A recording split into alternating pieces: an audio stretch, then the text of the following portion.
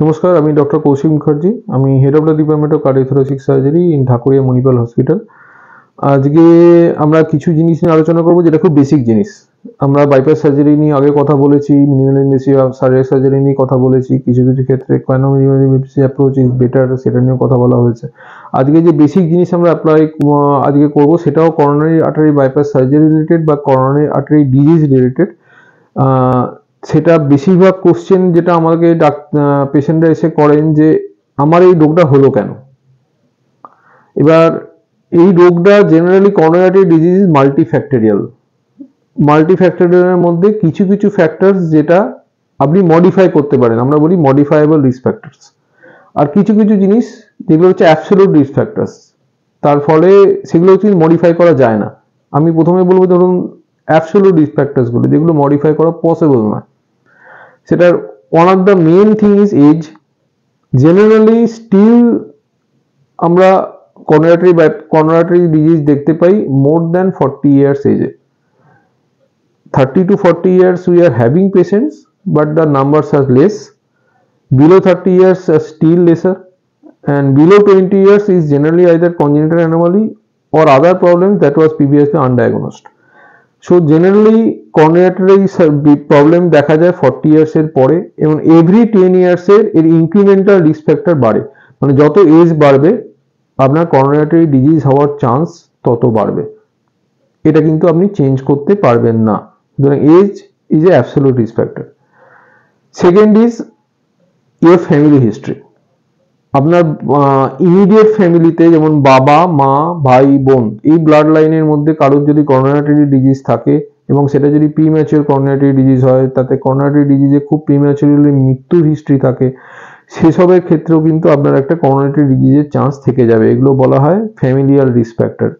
সেইগুলোর ক্ষেত্রেও কিন্তু আপনাকে একটা মাথার মধ্যে রাখতে হবে যে আমার ফ্যামিলিতে কোনো কোনো লোকের করোনারি ডিজিজ ছিল, সুতরাং আমারও একটা করোনারি ডিজিজ হওয়ার চান্স আছে। সুতরাং আমাকে দেখতে হবে আমার সিমটমস হচ্ছে কিনা, ব্যথা হচ্ছে কিনা বুকে, বা শ্বাসকষ্ট হচ্ছে কিনা, আগে যে কাজ করতে পারতাম সেটা করতে এখন হাঁপিয়ে যাচ্ছে কিনা, এরকম কিছু হলে আপনার কিন্তু ডাক্তারের সঙ্গে পরামর্শ করা উচিত। এই রিস্ক ফ্যাক্টরও কিন্তু আপনি মডিফাই করতে পারবেন না। আর একটা রিস্ক ফ্যাক্টর হচ্ছে sex.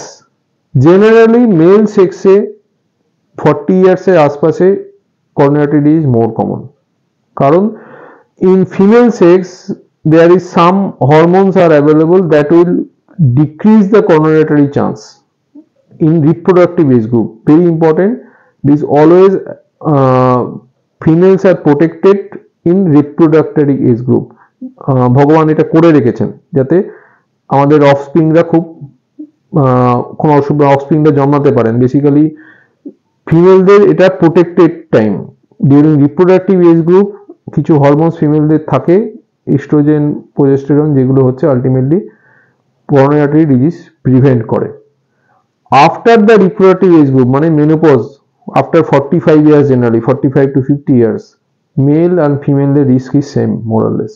So every incremental risk factor would be same as the age বাড়ছে তার কিন্তু রিস্ক ফ্যাক্টরও বাড়ছে।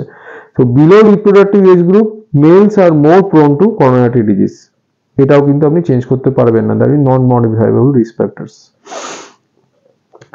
এবার কিছু মডিফাইবল রিস্ক ফ্যাক্টরস আছে যার জন্য করোনারি ডিজিজ হওয়ার চান্স বাড়ে।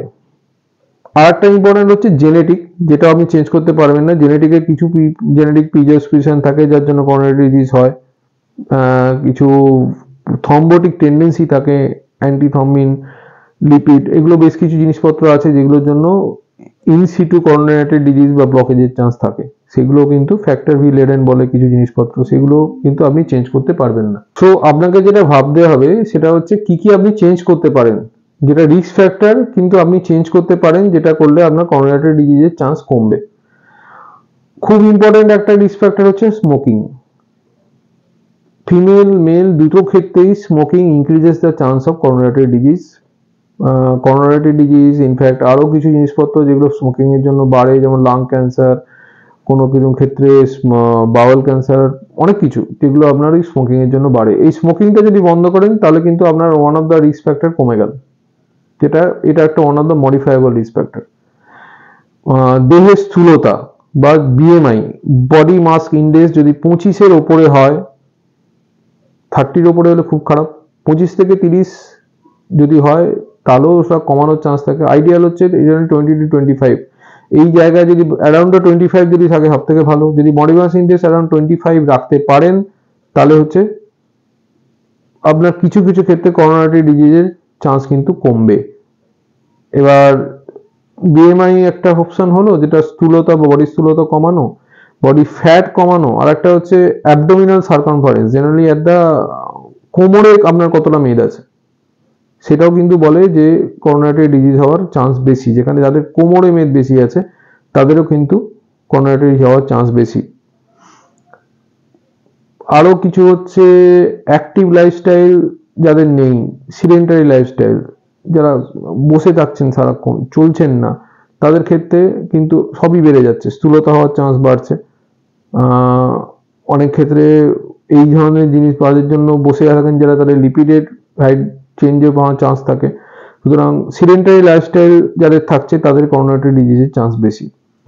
লিপিড প্রোফাইল, যাদের ডিরেক্ট লিপিড প্রোফাইল আছে, যাদের এলডিএল বেশি এইচডিএল কম, এলডিএল বা এইচডিএল রেশিওটা যাদের ক্ষেত্রে অনেক বেশি, তাদেরও কিন্তু করোনারি ডিজিজ হওয়ার চান্সও বেশি থাকে। সুতরাং এটা কিন্তু আপনি ওষুধ দিয়ে কমাতে পারেন।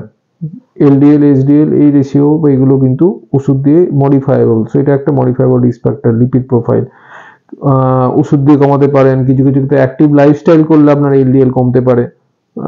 আপনার বডি মাস ইন্ডেক্স কমালে আপনার এলডিএল কমতে পারে। যদি আপনি সকালবেলা হাঁটতে শুরু করেন, ব্রিস্ক ওয়াকিং 30 মিনিটস ধরে যে মর্নিং ওয়াক করছেন, তাতেও আপনার এলডিএল কমতে পারে।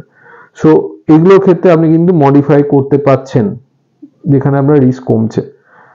সুগার, যাদের সুগার আছে তাদের ক্ষেত্রে যদি সুগার রেস্ট্রিকশন বা সুগারের একটা সার্টেন লেভেল অবধি থাকে, তাতে সুগার রিলেটেড হার্টের যে প্রবলেম বা অ্যাথেরোস্ক্লেরোটিক হার্ট ডিজিজ বা করোনারি আর্টারিতে ব্লকেজের চান্স যেটা থাকে সেটা কিন্তু কমবে। সো ডায়াবেটিসটাকে আপনাকে কন্ট্রোল রাখতে হবে, এটাও কিন্তু একটা মডিফাইবল রিস্ক ফ্যাক্টর, ডায়াবেটিস। আর একটা ক্ষেত্রে যেটা আমরা অনেক সময় দেখি যে টাইপ এ পার্সোনালিটি বলে একটা জিনিস হয়। টাইপ এ পার্সোনালিটি মানে always in stress. It may be work related stress, maybe family related stress. এই টাইপের পার্সোনালিটি যাদের থাকে তাদের ক্ষেত্রে করোনারি হওয়ার চান্সের অনেক বেশি।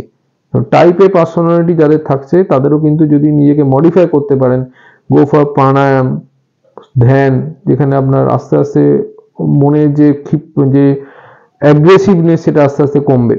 এগুলোর ক্ষেত্রেও প্রাণায়াম, ধ্যান এগুলো করে আপনি অ্যাগ্রেসিভ যে পার্সোনালিটি বা অ্যাগ্রেসিভ বিহেভিয়ারটাই কমাতে পারেন। এটাও কিন্তু মডিফাইবল রিস্ক ফ্যাক্টর। সো বেশ কিছু জিনিস কিন্তু আপনি নিজেকে কন্ট্রোল করতে পারেন বা নিজে কন্ট্রোল করতে পারেন যেখানে আপনার করোনারি ডিজিজের চান্স কমে। এবার কিছু কিছু ক্ষেত্রে হয় ইডিওপ্যাথিক, এমন অনেক পেশেন্ট আমাদের কাছে আসেন যিনি মোটা নন, ফ্যামিলিতে কোনো ডিজিজ নেই, স্মোক করেন না, ডায়াবেটিস নেই, কোনো আদার কোনো ব্যাড হ্যাবিটস বা এরকম কিছু নেই, তাদের ক্ষেত্রেও কিন্তু করোনারি ডিজিজ হঠাৎ করে ধরা পড়েছে। এবার তাদের কোশ্চেন হয় আমার কেন হলো। এই কোশ্চেনের কিন্তু একটাই অ্যান্সার, সেটা বলে ইডিওপ্যাথিক। ইডিওপ্যাথিক মানে তার কজ জানা নেই, এবং সেক্ষেত্রে কিন্তু কজ জানা না থাকলেও আপনাকে ট্রিটমেন্টটা করতে হবে, কারণ যা ধরা পড়েছে সেটা ট্রিটমেন্ট আপনাকে করতে হবে। ট্রিটমেন্টের কজ হয়তো আমরা সবসময় বলতে পারবো না কেন হচ্ছে, মাল্টিফ্যাক্টরিয়াল জেনেটিক হতে পারে, কিন্তু জেনেটিক যে হচ্ছে সেটা জানার জন্য আমাকে জিন টেস্ট করতে হবে, সেটা রেয়ারলি করা হয়। সো অনেক ক্ষেত্রে দেখা যায় এটা ইডিওপ্যাথিক, যার কোনো কজ জানা থাকছে না কিন্তু আপনার করোনারি ডিজিজ হয়েছে, সেক্ষেত্রে গো ফর ট্রিটমেন্ট। কজের জন্য ভেবে সময় নষ্ট করে কিন্তু লাভ নেই। সো আমরা জানতে পারলাম যে কিছু মডিফাইবল রিস্ক ফ্যাক্টর আছে, কিছু নন মডিফাইবল রিস্ক ফ্যাক্টর আছে, কিছু ইডিওপ্যাথিক কজ আছে যার জন্য করোনারি ডিজিজ হতে পারে, কিন্তু সব কিছুরই নেট ফল কিন্তু you have to go for treatment. Coronary disease থাকলে আপনাকে ট্রিটমেন্টের জন্য দিতে হবে। সেই ট্রিটমেন্টের মধ্যে কিন্তু অনেক কিছু আছে, ওষুধ আছে, আপনার লাইফস্টাইল মডিফিকেশন আছে, আপনার ডায়েট মডিফিকেশন আছে, আপনার বডি বিএমআই কমানো আছে, আপনার অ্যাগ্রেসিভনেস কমানো আছে, এগুলো সব কিন্তু তার মধ্যে ইনভলভ। সুতরাং ভালো থাকুন, সুস্থ থাকুন, এটাই আমাদের কামনা। নমস্কার।